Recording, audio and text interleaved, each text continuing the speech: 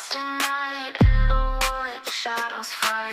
Arms take gold, can't take flight. Power's gone, nothing's right. Cauldron cold, no more fire. Potions fail, dreams expire. Spirits whisper, call me liar. In the dark, lost desire. Purchase cry, echo loud. Through the fog, through the shroud. Mystic force, once so proud, now just whispers in the crowd.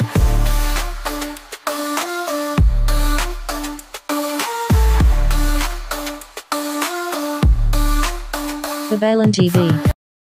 Hello Scorpio, welcome po sa inyong reading. So this is for February of 2025 reading. Para po sa mga bago, don't forget to click the subscribe button, smash the like button, comment below kung kayo po yung nakaka-resonate, and hit the notification bell. Kung gusto nyo po sumali sa ating live sessions, dun po yun sa ating kabilang channel, Babaylan TV. No? Interactive po ang ating kabilang channel kasi pwede kayo dun magtanong. No?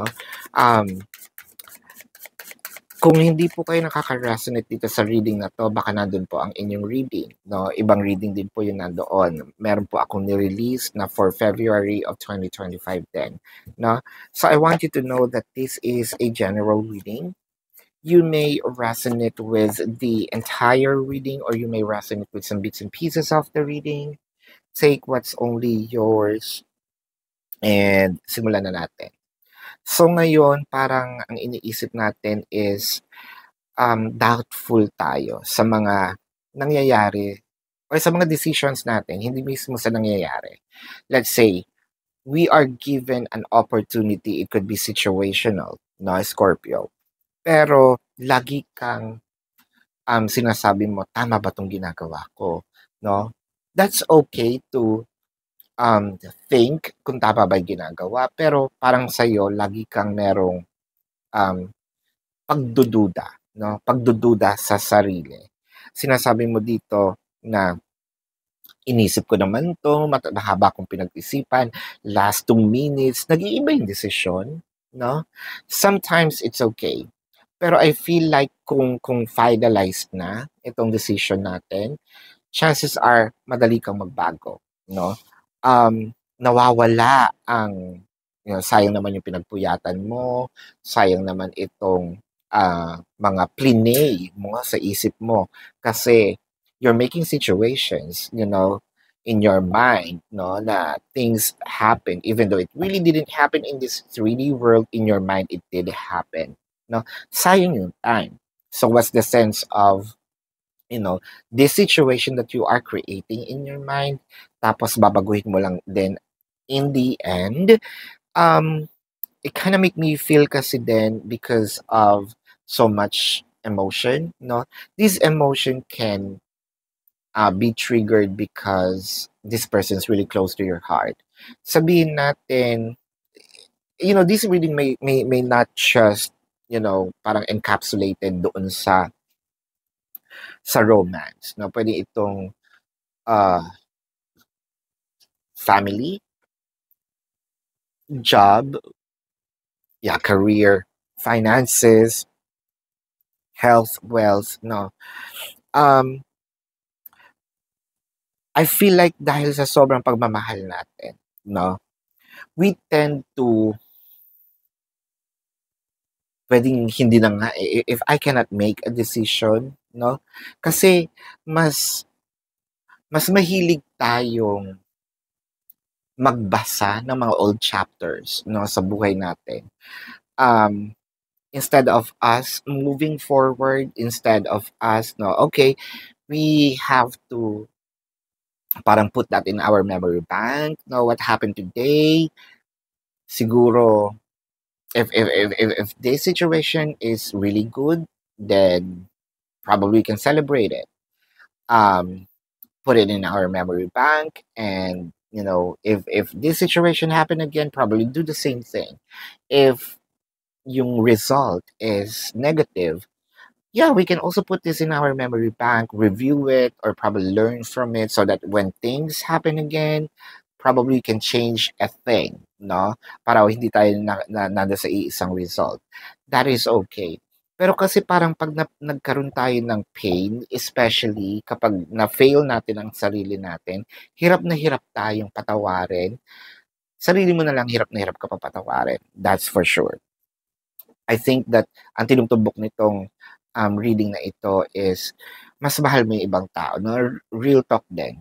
Mas mahal mo yung ibang tao kaysa sa mahal mo yung sarili mo. I mean, that's something to ponder tonight or this day, 'no? Gaano mo kamahal yung sarili mo? Kasi I feel like final na yung mga decisions mo sa buhay, mahihiritan ka lang ng isa, parang your world may fall apart sa isang salita ng isang tao, 'no? With the Three of Cups. That is okay din minsan kung gusto mo talaga magkaayos kayo, pero sometimes someone gets or needs to be reprimanded para hindi na 'to maulit. Ngayon kasi every time na we're giving a person a chance without nalalaman nila kung ano ba yung bakit bakit gano'n yung naging reaction mo 'no. Sometimes medyo nate-take for granted 'no, itong ating, emotions. Sometimes medyo naapakan 'no, nawawalan sila ng respect sa atin because they know that they can change a thing. Even your decision 'no, in just one word. Um with the Nine of Cups in here, ang nakikita natin dito parang, um, yeah, you love and what you like here is harmony. Who doesn't want harmony? Who doesn't want to be reciprocated? Pero kasi, so ayan, ngayon medyo inis na tayo, medyo na-imbier na tayo, nagagalit tayo. Why? Kasi masyado tayong mapagpatawad. Ito nagiging problema eh. Sa sobra nating pag-iintindi sa ibang tao, parang yun nga, we are being taken for granted. Ngayon, ang nakikita ko dito with the Queen of Swords, medyo, alam mo kung sobra na. So, eto ka pa rin ba? Eto pa rin ba tayo? Eto pa rin ba ang practice natin? Na gusto mo na magsalita, no? Gusto mo nang may sabihin, gusto mo na siyang i-call out. Pero hindi 'to takot, eh, sa sobrang pagmamahal 'to, eh. Kasi kung takot 'to, um, you're retracting things dahil siguro takot din. Takot dahil ayaw mong mawala yung tao. Pero more of pagmamahal kasi dahil ayaw mong mawala yung tao, gusto mo mas harmonious. Kasi yung takot, alam mong gusto mo na siyang sabihin, pero hindi mo magawa dahil well, parang parehas ano, hindi ko mabigyan ng, um, ng lamang yung isa. Baka siguro ito takot at pagmamahal, 'no?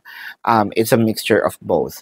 Kasi I'm trying to figure out and weigh things between the fear and the love. It kinda makes me feel with this situation, 'no, nagja-juggle yung meaning nila to a point wherein they're almost the same. Again sa situation na 'to.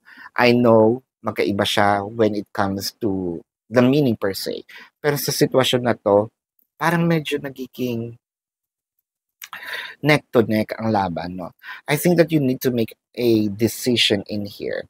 Yun nga, mas mahal natin ang ibang tao kaysa sa mahal mo ang sarili mo, yun ang nakikita natin with the Hermit card. Sometimes you need to prioritize yourself, no? Kasi ito nga yung sabi nila, you are the greatest example of how people will approach you, will treat you. Kung paano mo tinitreat yung sarili mo, sineset mo yung example para ganun ka rin i-treat ng ibang tao. So, kumbaga, kung lagi mo silang pinagbibigyan, tumatatak sa isip nila na, lagi naman akong pagbibigyan, no? To a point wherein, kahit naman nasasaktan ko siya, pinagbibigyan niya ako. So, hindi naman siya umaaray, so bakit ako magso-sorry, no? Bakit ko hindi na 'to gagawin kung hindi naman siya umaaray, 'di ba? Kung okay lang naman sa kanya, no? This is your reading, Scorpio.